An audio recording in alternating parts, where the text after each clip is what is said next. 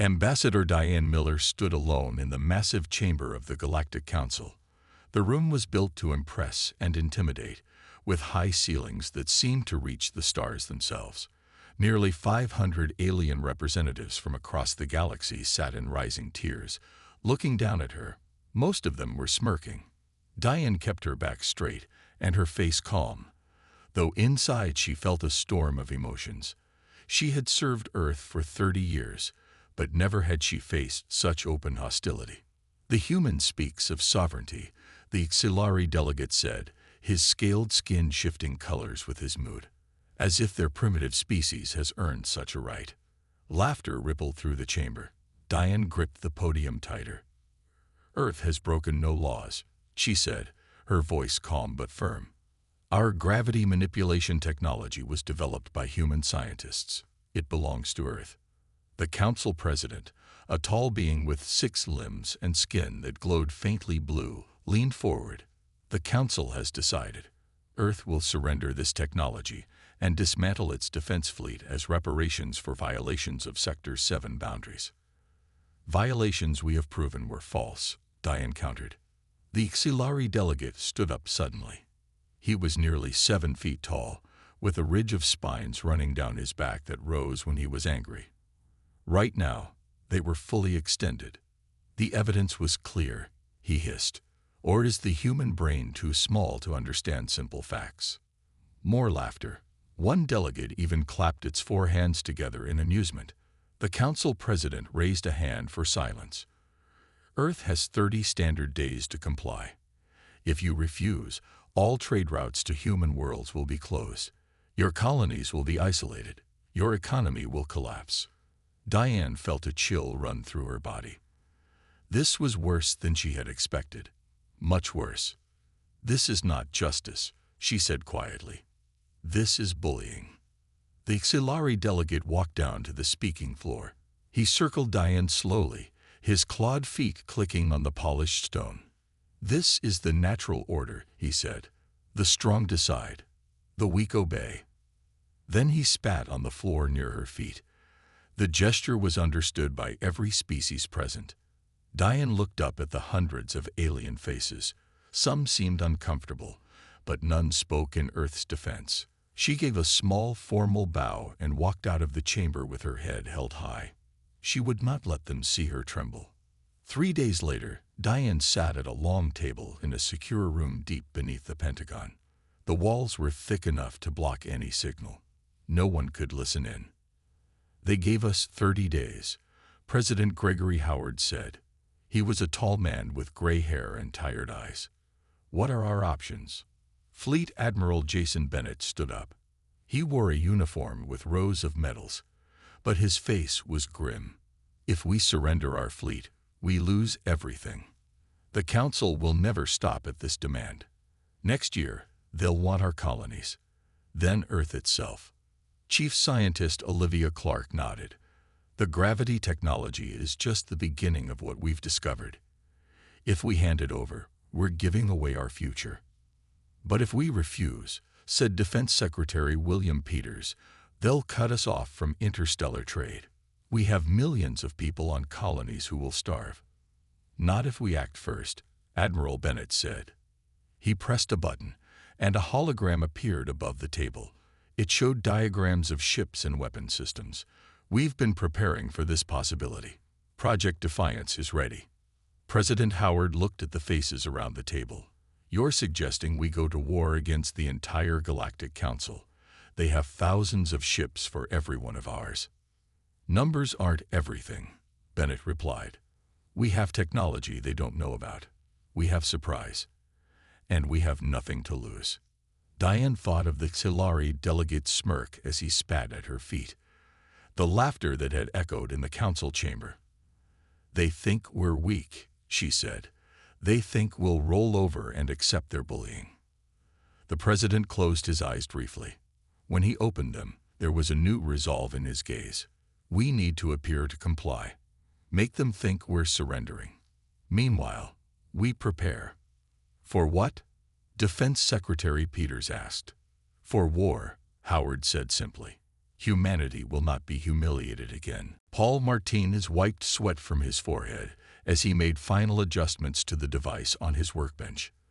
The lab was hidden 3 miles beneath the surface of Mars, far from the prying eyes of Council observers. For 6 months, he had barely slept. None of them had. "Run the test again," he said to his assistant.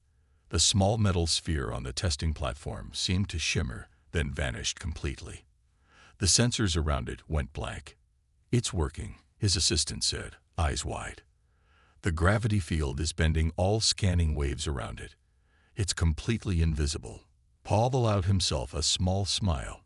"Tell Admiral Bennett the cloaking technology is ready." On the other side of the solar system, Commander Heather White moved silently through a simulated alien environment. The air was thick with sulfur, and the gravity was set to 1.4 times Earth normal. Her muscles burned with the effort, but she pushed forward. Behind her, 20 soldiers in lightweight combat suits followed her exact movements. They had been training like this for months, preparing for combat conditions on worlds humans had never fought on before. "Silari warriors can see heat signatures," she reminded her team. "But they're blind to ultraviolet. Remember your approach angles." The soldiers nodded. They were the best Earth had to offer, selected from special forces units around the world. For the past 6 months, they had studied alien physiology, learned about the weaknesses of each council species, and practiced healing techniques that would work against non-human biology. None of them had ever fought an alien before. No human had. But soon, that would change.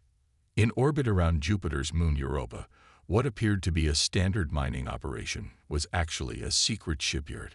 Fleet Commander Eric Murphy floated through the construction bay, watching as workers assembled the sleek hull of the U.S. Valiant. "How many ships are ready?" he asked the chief engineer. 15 completed, sir. Another 20 will be ready within 2 weeks." Murphy nodded. The ships were smaller than the massive Council dreadnoughts, but they incorporated technologies no alien had ever seen.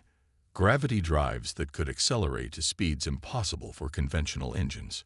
Weapons designed specifically to target the weaknesses of alien ship designs, and cloaking systems that would make them invisible until they opened fire. "Earth needs more time," Murphy said. "Can we speed up production?" "We're already working triple shifts, sir." "Then add a 4th. Meanwhile, on Earth, Council observers watched as humans publicly dismantled old ships and military installations.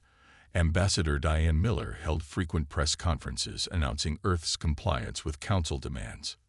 "We recognize our place in the galactic community," she said to cameras that broadcast her words across the stars. "Earth seeks only peace." The Silari Observer, Grazukt, wrote his weekly report to the Council. "The humans are accepting their diminished status with surprising docility. Their cultural tendency toward defiance seems to have been overestimated." What he didn't see was the vast network of underground facilities where human scientists work day and night to perfect new weapons. He didn't know about the secret training camps on distant moons, and he certainly didn't notice the small transmitters being placed on every Council ship that visited Earth.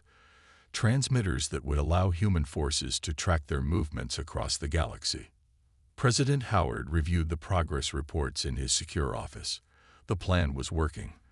The Council believed Earth was surrendering, growing complacent in their victory. "How much longer do we need?" he asked Admiral Bennett. "Another 3 months to complete full deployment," Bennett replied.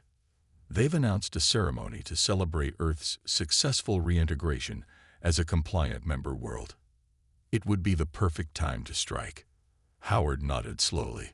3 more months of humiliation. Then we show them what humans are truly capable of." Bennett's face was grim but satisfied. They think they've won. They have no idea what's coming. Captain Lisa Brown sat in the command chair of the U.S. Defiant.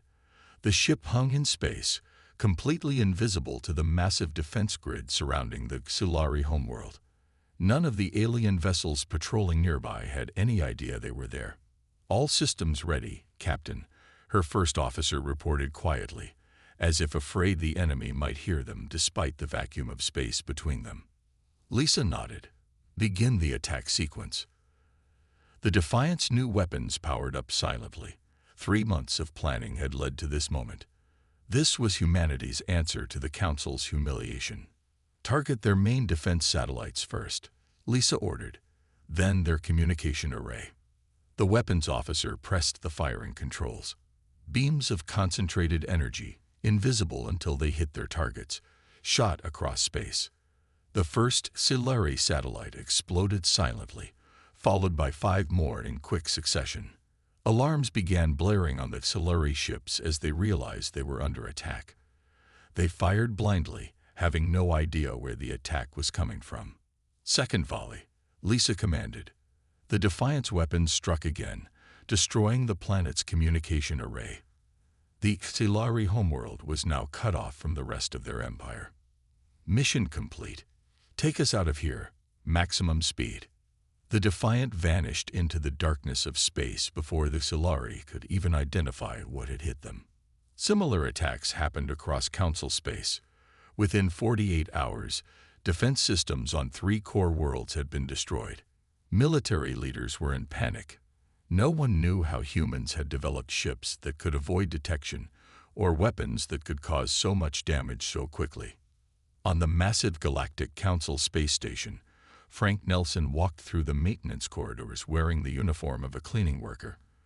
For 2 years, he had been playing this role, gathering information and placing small devices in key locations around the station.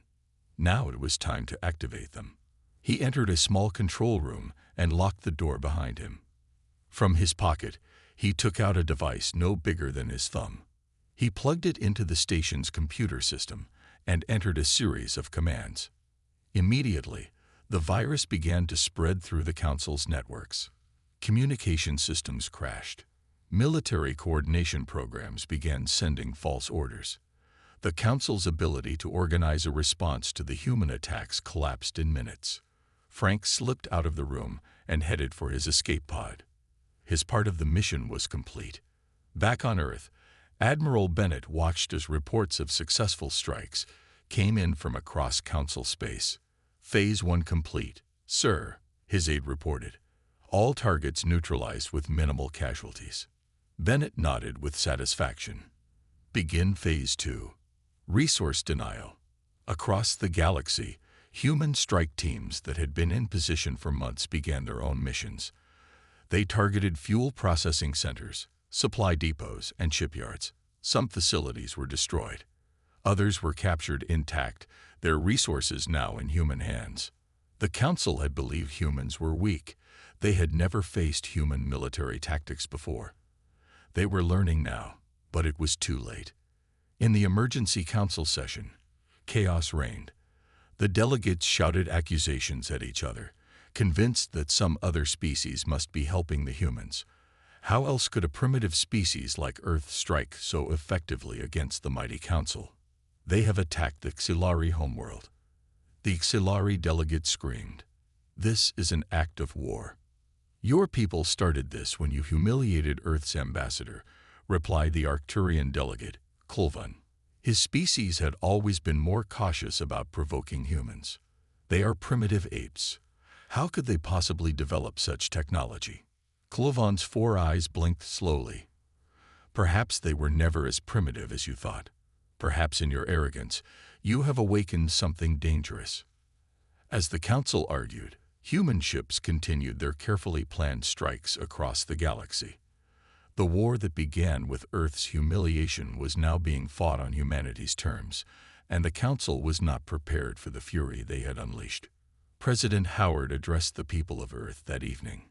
Today, we have shown the galaxy that humans will not be bullied or controlled. We fight not for conquest, but for our right to exist as equals. And we will not stop until that right is recognized. 6 months had passed since humanity launched its first strikes. The Galactic Council was no longer united. Old rivalries and new fears tore at the alliances that had held for centuries. The Xilari Imperium, once the most powerful voice in the Council, had suffered the most. Their military bases were in ruins. Their fleets couldn't find the human ships that seemed to appear from nowhere, attack, and vanish again. "We must unite all our forces," the HFY's Supreme Commander demanded in the Council chamber. "Crush these humans once and for all." But other species were no longer so eager to follow the HFY lead. The Deltaran Confederation, known for their careful diplomacy, had secretly sent 3 ships to Earth. Not warships, but diplomatic vessels. "Perhaps we should listen to human demands," the Deltaran representative suggested. "This war is costing us too much." The HFY delegate's scales turned bright red with anger. "You would negotiate with primitives. They must be punished." While the Council argued, humanity continued its campaign. Intelligence reports confused the alien leaders. Some claimed the humans had thousands of ships. Others said they had only a few dozen, but with technology far beyond anything the Council possessed. The truth was somewhere in between, but the mystery worked in Earth's favor. On the moon of a distant gas giant, Captain Samantha Roberts led a small team toward a HFY prison camp. Inside were 300 human prisoners, captured before the war from research stations and colonies. "Remember," she told her soldiers, "stealth is our advantage.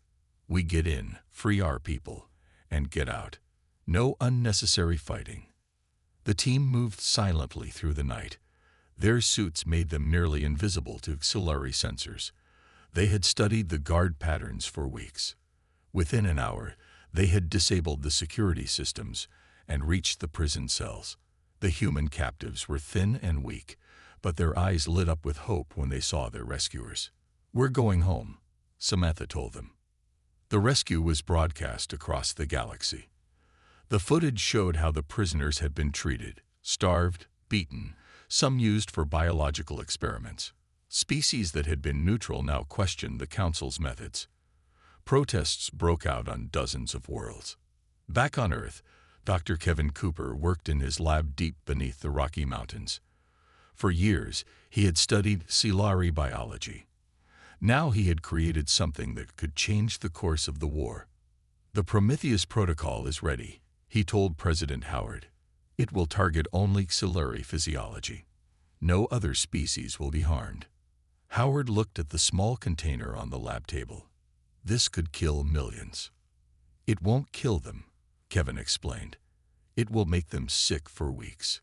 Their military will be crippled, but there will be no permanent harm." The president closed his eyes.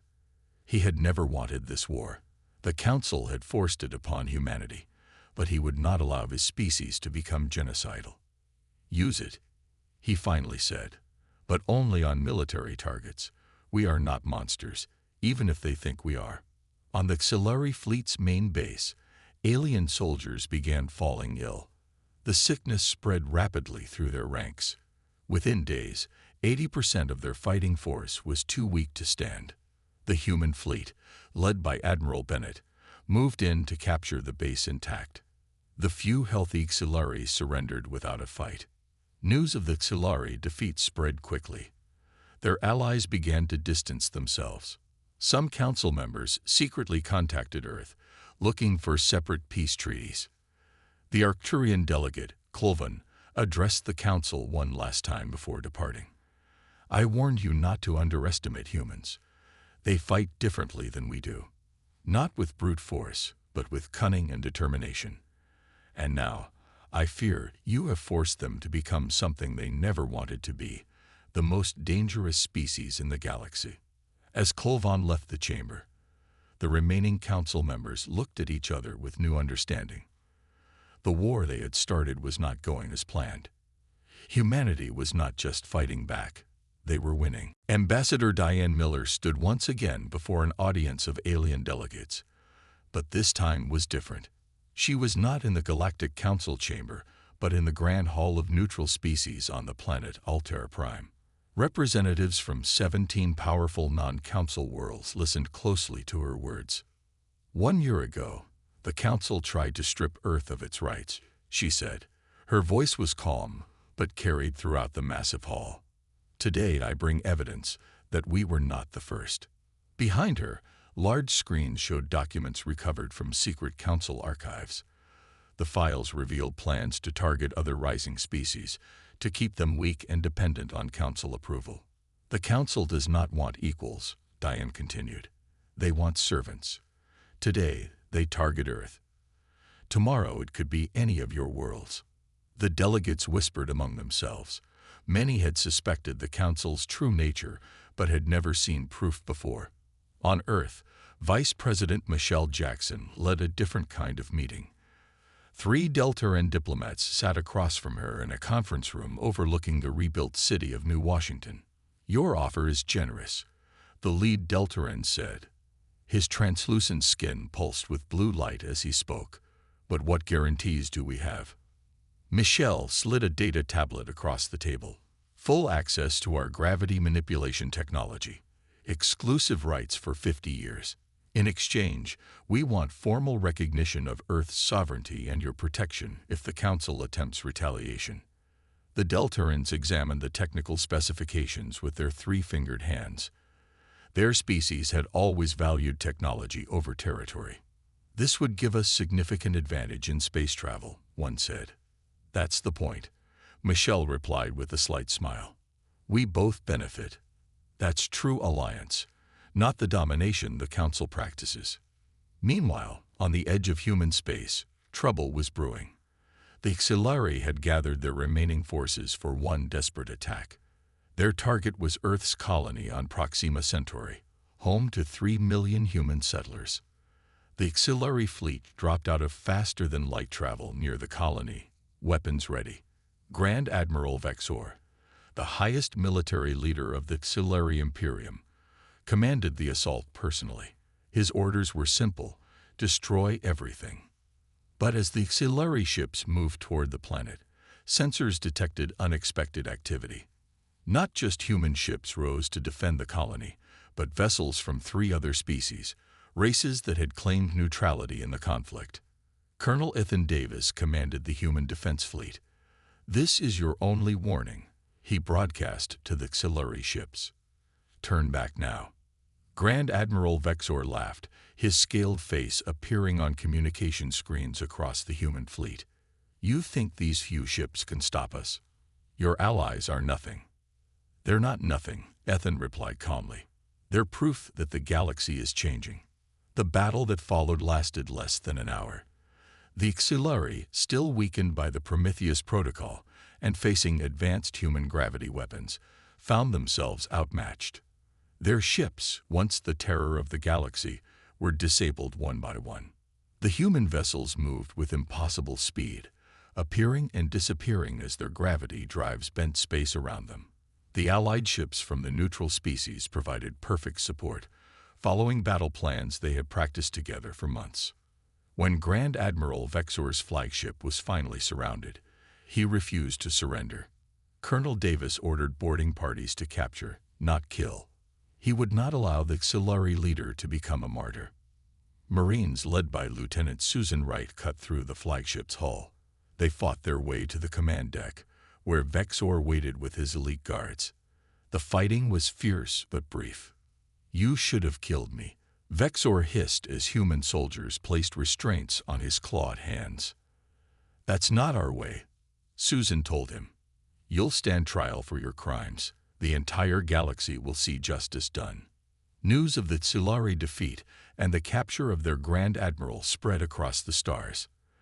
The remaining Council loyalists began to realize that the old order was crumbling. The war that had begun with Earth's humiliation was reshaping galactic politics forever. 3 years had passed since Earth was humiliated in the Council chambers. The galaxy was a different place now. Nearly half of the former Council worlds had signed peace treaties with humanity. The once mighty Xilari Imperium was falling apart from within, as rival factions fought for control of what remained. Captain Ryan Garcia stood on the bridge of the U.S. Horizon, the most advanced ship ever built by human hands. The gravity manipulation technology that the Council had tried to steal had been developed far beyond what anyone thought possible. It now allowed human ships to travel faster than any others in known space. "Final approach to the galactic core," his navigator announced. Ryan nodded. No ship from any species had ever reached the galactic core before. The gravitational forces were too strong, the radiation too intense, but the Horizon's shields, powered by the new technology, made the impossible possible. "Take us in," he ordered. The crew watched in awe as they approached a massive black hole at the center of the galaxy. Around it orbited a small planet, rich with rare elements that couldn't be found anywhere else. "Deploy the landing craft," Ryan said, "and prepare the flag." Hours later, he stood on the surface of the planet, the first living being to ever set foot there. He planted Earth's flag in the alien soil as his crew recorded the moment. This wasn't just exploration. It was a message to the galaxy. What humans could do now, no one else could match. Back in human space, Ambassador Miller had become the leader of a new coalition. 32 species had joined together, calling for a complete restructuring of galactic governance. They met on a neutral world, far from the old council chambers. "The old ways have failed," Diane told the assembled delegates. "Power concentrated in the hands of a few species led only to corruption and abuse. We propose a new system, where all have an equal voice." Many of the delegates applauded. Some still looked uncertain. Change was never easy, especially for species who lived for thousands of years. "The humans speak of equality," said one older delegate, his tentacles waving slowly. "But their technology now gives them power the rest of us cannot match. How do we know they won't become the new tyrants?" Diane smiled. "Because we know what it's like to be on the other side. We were humiliated, threatened with extinction. We will never forget that lesson." On the edge of human space, the remnants of the Council gathered for one final desperate move. They had created a weapon of terrible power, designed to destroy Earth's moon and create a catastrophe that would devastate the planet below. "The humans have gone too far," the acting council leader said. "This ends today." The doomsday weapon fired, sending a beam of energy toward Earth's moon. Monitoring stations detected it immediately. Warnings flashed across screens in command centers around the world. Chief Scientist Olivia Clark had been preparing for this possibility. For years, she had worked on a planetary shield system, a way to protect Earth from any attack. It had never been tested at full scale. There had never been a need. Until now. "Activate the shield," President Howard ordered. Olivia's hands moved quickly over the controls. Across Earth and its moon, thousands of gravity manipulation devices activated simultaneously. They created a field that wrapped around both worlds like an invisible blanket. The Council's energy beam hit the shield and stopped. For a moment, it seemed frozen in space. Then, to the horror of the Council ships watching, it reflected back along its path. The energy struck the Xilari flagship, vaporizing it instantly. The blast continued, destroying most of their remaining fleet. In orbit around Earth, Admiral Bennett watched the distant explosion on his monitoring screens. His hair had turned white over the years of war, but his back was still straight, his uniform still crisp. "It's over," his aide said quietly. Bennett shook his head. "No, now the real work begins. Winning a war is easy compared to building a lasting peace." Across the galaxy, even Earth's most determined enemies now understood that the balance of power had shifted forever.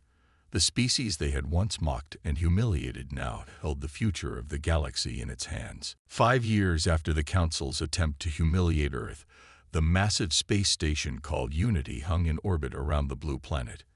It was a marvel of engineering, built by workers from over 50 different species. Today, it hosted the most important gathering in galactic history. Representatives from 200 worlds filled the Great Assembly Hall. Some came from tiny colonies, others from vast empires. Some breathed oxygen, others methane or hydrogen. Some stood on legs, others floated in anti-gravity fields. But all had come for the same purpose: to create something new from the ashes of the old Galactic Council. President Gregory Howard stood at the central podium.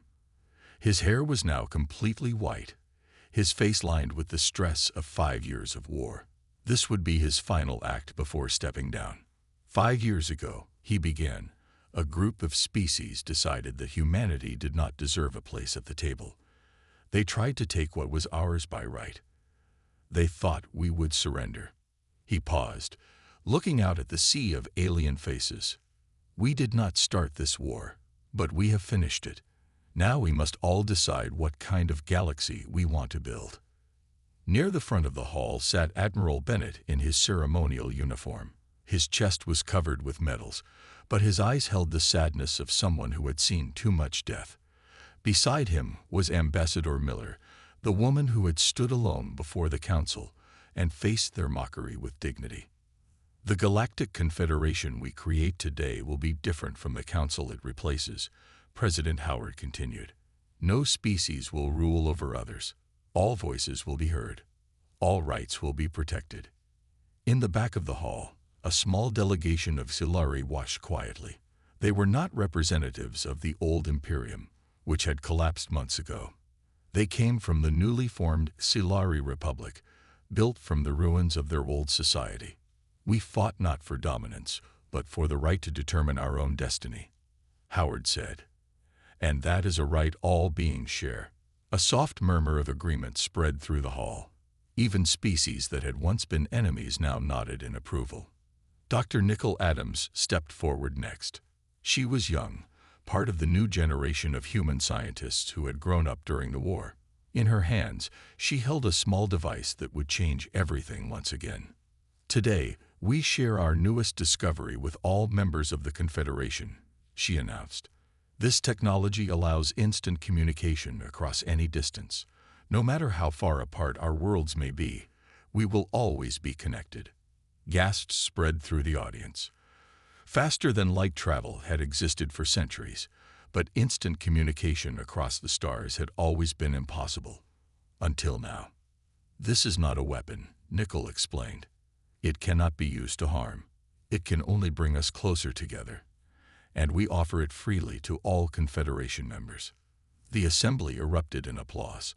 Under the old council, such technology would have been hoarded, used as a tool of control. This gesture showed that humans truly meant what they said about equality. As the ceremony continued, Ambassador Miller stood quietly to the side, watching the proceedings. Her mind went back to that day in the council chamber, when the Silari delegate had spat at her feet and others had laughed. She felt no triumph now, no desire for revenge. Too many had died on all sides. Billions of lives had been lost across dozens of worlds. The war that began with Earth's humiliation had been necessary, but the price had been too high. A young Silari diplomat approached her cautiously. Ambassador Miller, I wished to speak with you. She recognized him as Vextor, son of Grand Admiral Vexor, who had died in prison awaiting trial for war crimes. My father and his generation were wrong about humans, the young Silari said softly. I hope mine can learn from their mistakes. Diane smiled and extended her hand in the human gesture of friendship. That is all any of us can do. Learn and build something better together. Above them, the stars shone through the transparent dome of Unity Station. The galaxy was at peace at last.